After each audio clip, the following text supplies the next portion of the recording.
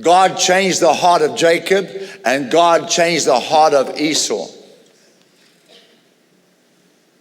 In Genesis 49, we read, Jacob called all of his sons together and prophesied over them and told them what their descendants would be like.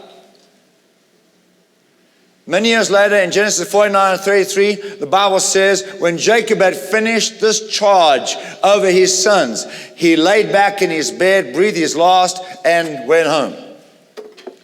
He called his sons together, prophesied over each one of them, and told them what their descendants would be like, and warned them, and gave them advice in prophecy, divine revelation of the future.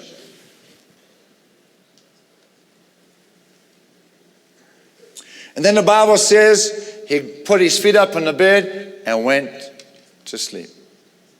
Didn't die from sickness. Genesis 49:33 says, and when Jacob, and this is the New King James now, when Jacob had finished commanding his sons, he drew his feet up into his bed and breathed his last and was gathered to his people.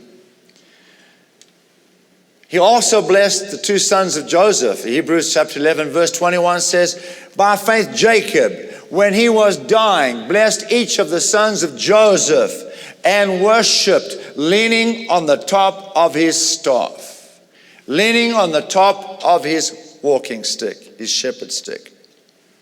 I can just see that old man, blessed of God, prophesying over the two sons of Joseph and the 12 tribes of Israel, and then leaning on his staff and worshiping God. Leaning on his staff and worshiping God. That old man, anointed, changed. He is now Israel, the prince with God. You know, when God says, I'll call you a prince, then you must know something's happened in your life. But I'm here to tell you tonight that God calls you his son and his daughter. And I'm here to tell you tonight he calls you a king and a priest. And I'm here to tell you tonight that he sees you righteous, forgiven, and he loves you with the love that he loves Jesus, exactly the same. John chapter 17.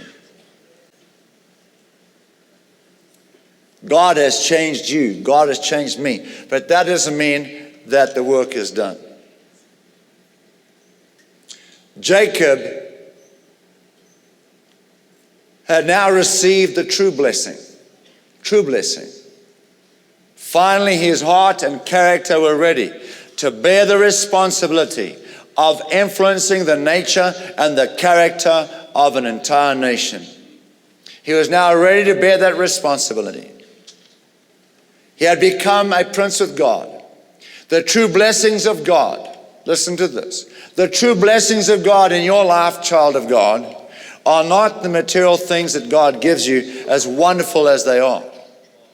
God blesses us with material things and they're all wonderful. We appreciate them so much. But that's not true riches. There are greater riches than that by far. The true riches in your life is who you have become. And the true riches in your life is the influence that God gives you to change men to follow Christ.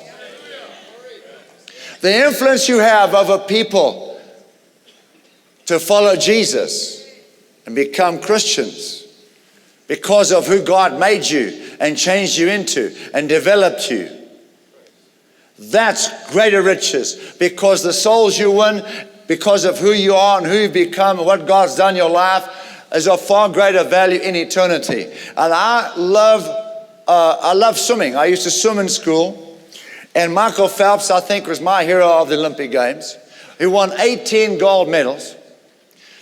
And I was thinking about that, and I thought, the world's going crazy about Michael Phelps winning 18 gold medals. How wonderful that is.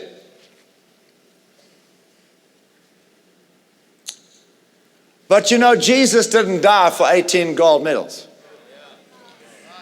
But Jesus died for the people next door to you.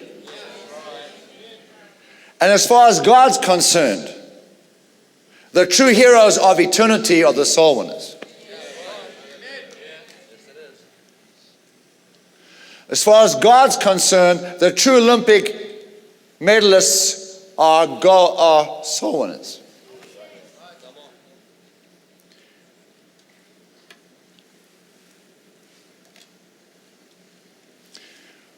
I've come to the conclusion, dear child of God, that before God can change our circumstances, God might have to change us.